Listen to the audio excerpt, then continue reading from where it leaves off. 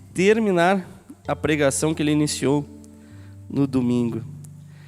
Particularmente, eu tenho um pouco de dificuldade de terminar pregações de outros, mas fica esse desafio para nós encararmos agora, nesse momento tão especial que a gente tem vivido como igreja, que é esse momento de campanha, espiritualidade emocionalmente saudável. No domingo, o pastor Uquias estava falando sobre a jornada através da muralha. Muralha sendo esse momento de trevas, momento difícil que muitas vezes nós acabamos enfrentando e que se faz necessário na nossa caminhada, na nossa jornada cristã. Tivemos como texto base o texto de Filipenses 4, eu convido os irmãos a lerem junto comigo, Filipenses 4, do verso 10 ao 14, que diz assim: como eu me alegro no Senhor por vocês terem voltado a se preocupar comigo. Sei que sempre se preocuparam comigo, mas não tinham oportunidade de me ajudar. Não digo isso por estar necessitado, pois aprendi a ficar satisfeito com o que eu tenho. Sei viver na necessidade e também na fartura. Aprendi o segredo de viver em qualquer situação, de estômago cheio ou vazio, com pouco ou muito. Posso todas as coisas por meio de Cristo que me dá forças. Mesmo assim, vocês fizeram bem em me ajudar na dificuldade pela qual estou passando. Nesse texto nós vemos algumas lições. A primeira é que nós precisamos compreender que a vida cristã é como uma jornada. Como é bonito como Paulo expressa isso na linguagem dele, né? Falando dessa corrida da fé. Então ele usa essa ideia do atletismo, da corrida e traz para a vida cristã, falando, olha, a vida cristã não é um ponto na história, mas é uma caminhada junto com Jesus Cristo. Pastor Uquias também nos mostrou que nós devemos compreender quando estamos presos à muralha, essa noite escura da alma que muitas vezes nos aprisiona, porque nós não conseguimos muitas vezes ver a saída e precisamos ver a luz de Cristo nos direcionando. Em terceiro lugar, precisamos compreender como encontrar o nosso caminho através da muralha, entendendo essa jornada que Deus tem para nós. Mas falta ainda falarmos duas outras coisas a respeito dessa caminhada e dessa muralha, a qual eu vou trazer agora, mas antes gostaria de orar, dedicando esse momento a Deus. Deus, obrigado, Senhor, porque a Tua palavra ela é viva e eficaz.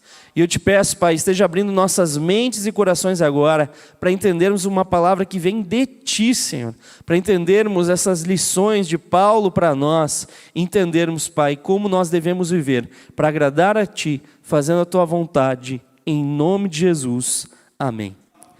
Dando continuidade aqui, nessa jornada através da muralha, nós temos dois outros passos importantíssimos. O primeiro é: aceite quanto tempo isso vai demorar. E aqui é interessante nós vermos o verso 13, talvez um dos textos mais famosos da Bíblia, mas não pela melhor razão, já vou explicar. Filipenses 4,13 que diz: posso todas as coisas por meio de Cristo que me dá forças. Em outra versão, posso todas as coisas naquele que me fortalece. E por que esse texto é um texto famoso, mas não pela melhor razão? Porque muitas vezes esse é um texto mal utilizado. Muitas vezes esse é um texto deturpado. Qual que é o contexto aqui do texto, gente? Que coisas que Paulo pode, que ele está afirmando? Ele está dizendo: eu posso tudo. Eu posso tanto ter fartura como ter escassez. Eu posso estar de barriga cheia, como posso estar de barriga vazia, e vou continuar caminhando junto com Cristo. O triste é que muitos, principalmente aqueles que são da confissão positiva, usaram esse texto para falar que o cristão pode qualquer coisa. Como se nós pudéssemos cobrar a Deus, Júnior. Olha que absurdo. Um defensor dessa visão chegou a dizer: quando nós oramos, devemos exigir, declarar e ordenar a Deus o que Ele deve fazer. E este homem ousadamente disse: é assim que eu oro, eu exijo os meus direitos. Meu irmão, não exija os seus direitos não, o nosso direito é o fogo do inferno, mas pela graça e misericórdia de Deus, nós somos salvos.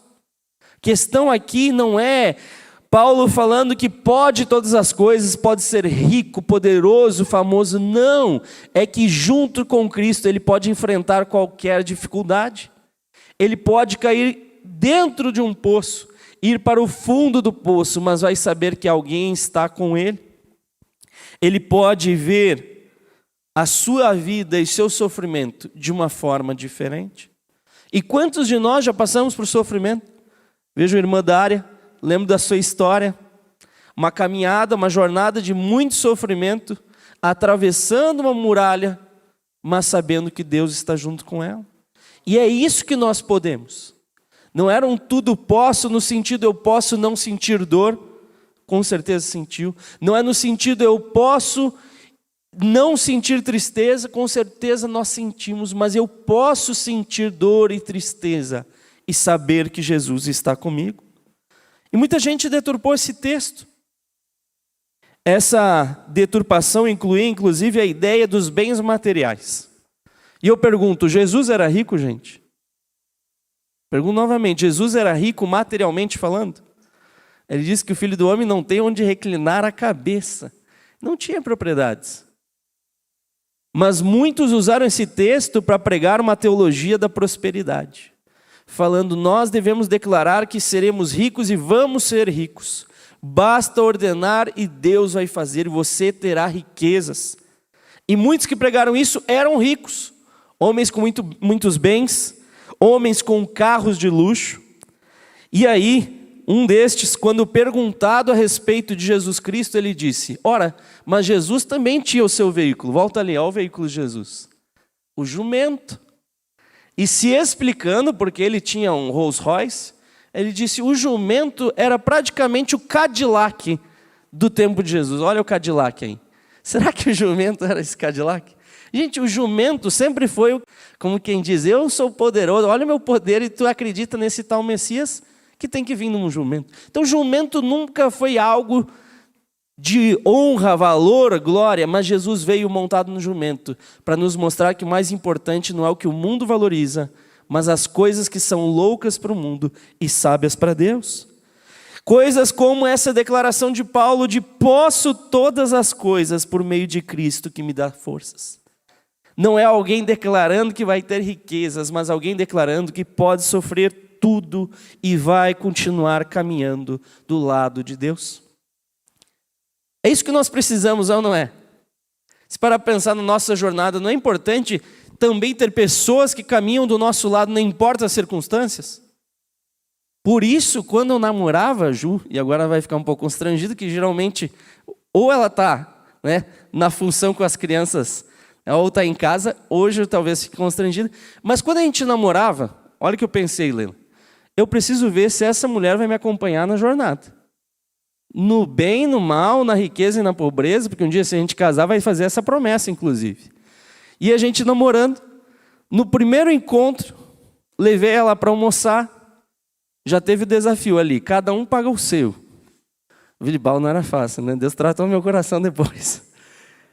Um segundo encontro mais para frente, depois que a gente já estava namorando, eu falei para ela assim, você iria para qualquer lugar comigo?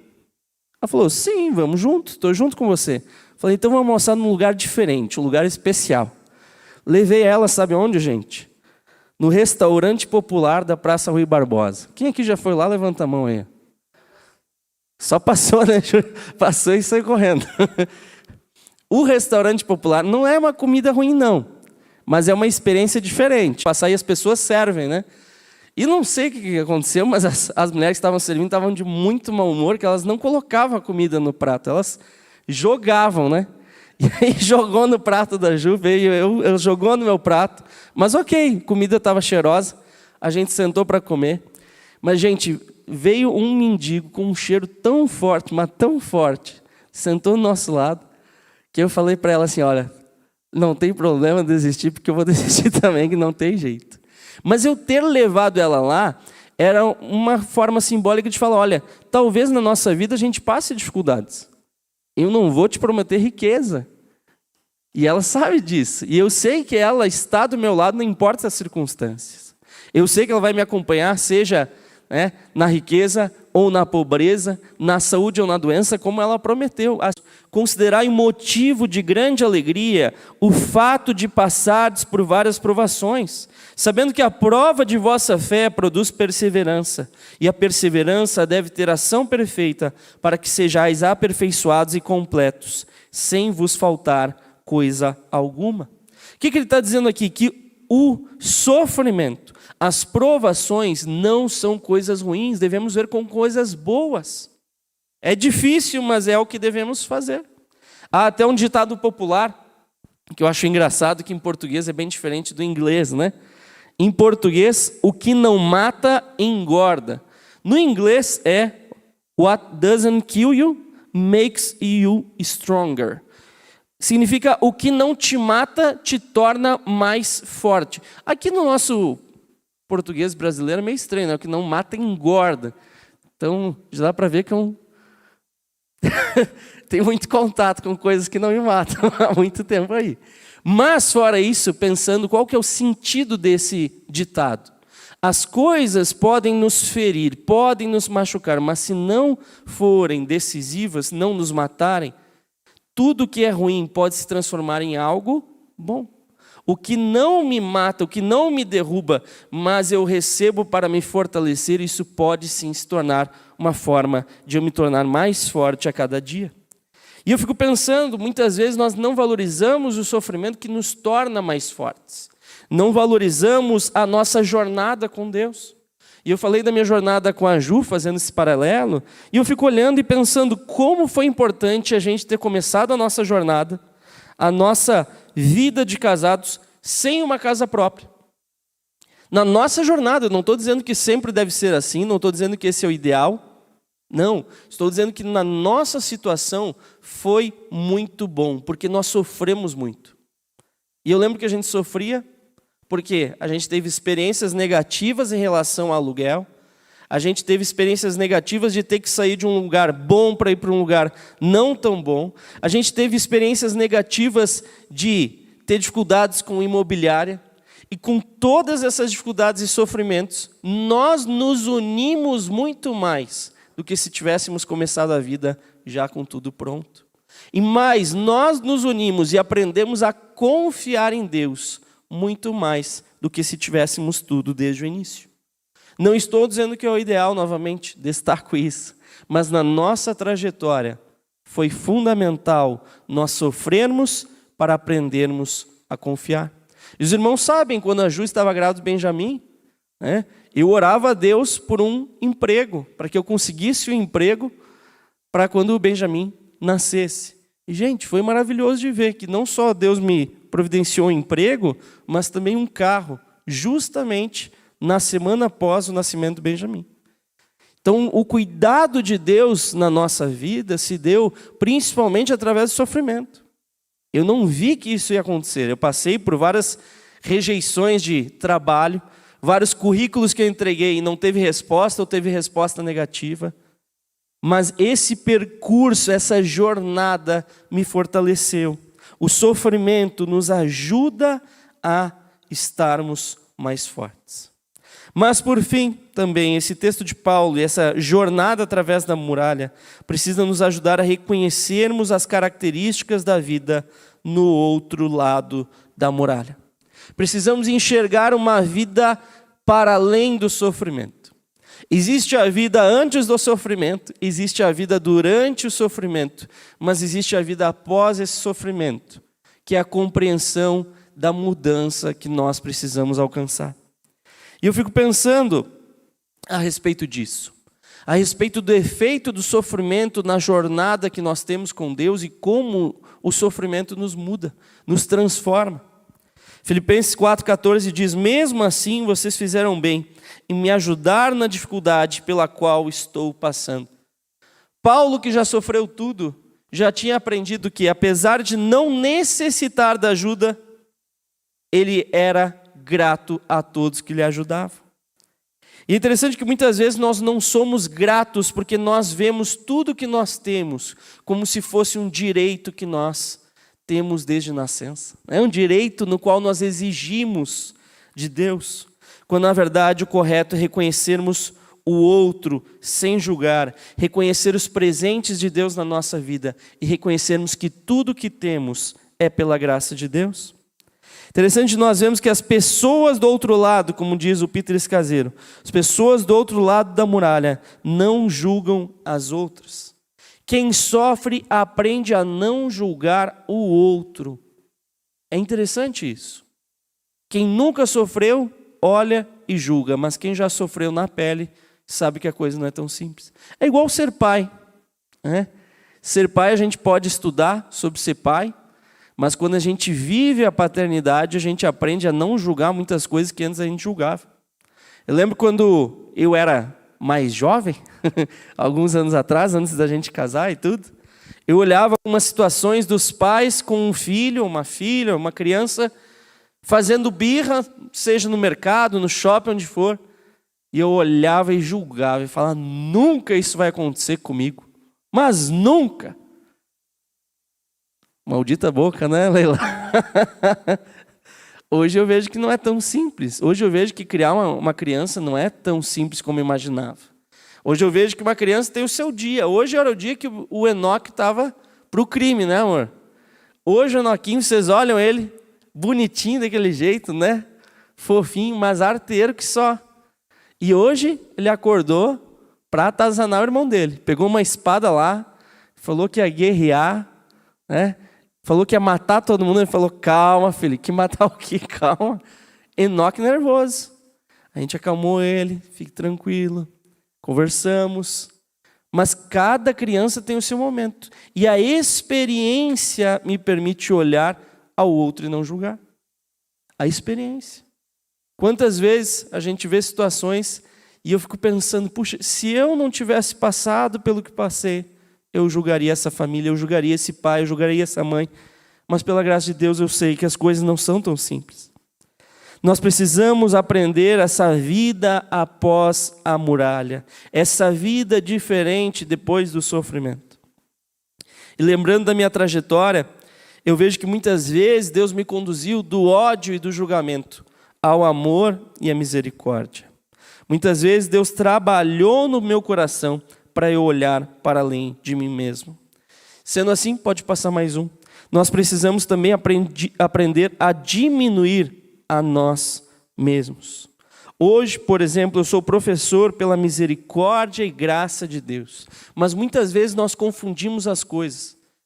Nós achamos que somos algo sem percebermos que passando por essa muralha, nós somos despidos de tudo que é ilusão e nos sobra apenas aquilo que é a grande verdade.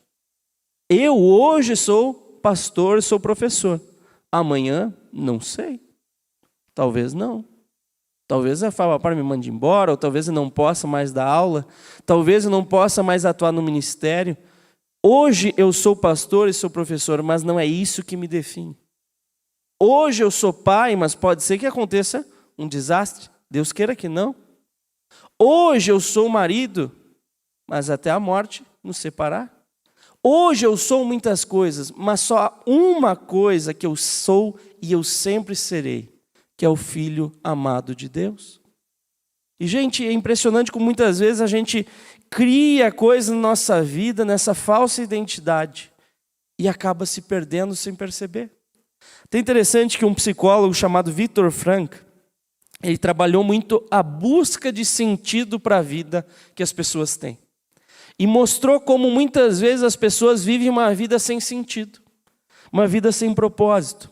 E ele diz, um resultado disso é a neurose dominical. Olha que interessante nesse nome, né? Por que neurose dominical? Porque geralmente acontece no domingo. A pessoa trabalha a semana inteira, chega no domingo, ela tem um tempo para finalmente estar livre do trabalho e não sabe o que fazer. Tem tempo para estar com os filhos, mas não consegue passar tempo com os filhos. Tem tempo para vir na igreja, mas não consegue vir na igreja. É uma neurose onde a pessoa já criou a sua identidade como um funcionário. Como se o trabalho fosse o propósito da sua vida. E aí o que acontece muitas vezes? Essa pessoa que tem identidade no trabalho se aposenta e perde o sentido de viver. Morre. Há aqueles que tiram a vida, veja, interessante os dados, né? Com a aposentadoria, aumenta em 40% a chance de suicídio. Olha que coisa. Por causa disso, de pessoas que vivem para trabalhar, ao invés de trabalharem para viver. E às vezes morrem porque estão acostumados com o ritmo de vida e perdem totalmente seu propósito e desistem da própria vida. Mas, gente, nós não somos o que nós fazemos. Nós não somos o nosso trabalho, nós não somos. Nós somos filhos amados de Deus. E isso nunca vai mudar. Por isso, concluo. Precisamos compreender que a vida cristã é como uma jornada, é uma caminhada, gente.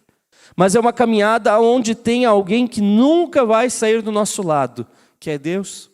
Podemos trazer outros para perto para caminharem conosco, amigos, pastores, cônjuge, mas quem sempre estará do nosso lado é o nosso Deus. Compreenda quando estamos presos à muralha. Veja quando o sofrimento está te aprisionando, está te prendendo. Enxergue isso para poder ultrapassá-lo. Compreenda como encontrar o seu caminho através da muralha, passando pelo sofrimento e aprendendo com ele. Aceite quanto tempo isso vai demorar. Aceite e entenda que o sofrimento faz parte da vida. E por fim, reconheça as características da vida no outro lado da muralha. Porque, meus irmãos, por mais triste que para alguns possa ser, no céu, eu não terei a profissão que eu tenho aqui. A minha identidade será outra e o que vai permanecer é a minha verdadeira identidade, como filho amado de Deus, como aquele que conhece a Jesus Cristo e vive para Ele. E teremos uma eternidade de alegria, vivendo para o nosso Senhor e Mestre, Jesus Cristo. Por isso, que nessa jornada através da muralha, Deus nos acompanhe, Deus esteja conosco, nos lembrando quem nós somos e lembrando a nós, a cada dia, quem Ele é para nós. Um Deus que é Pai, que nos ama, que nos cuida e caminha do nosso lado. Amém?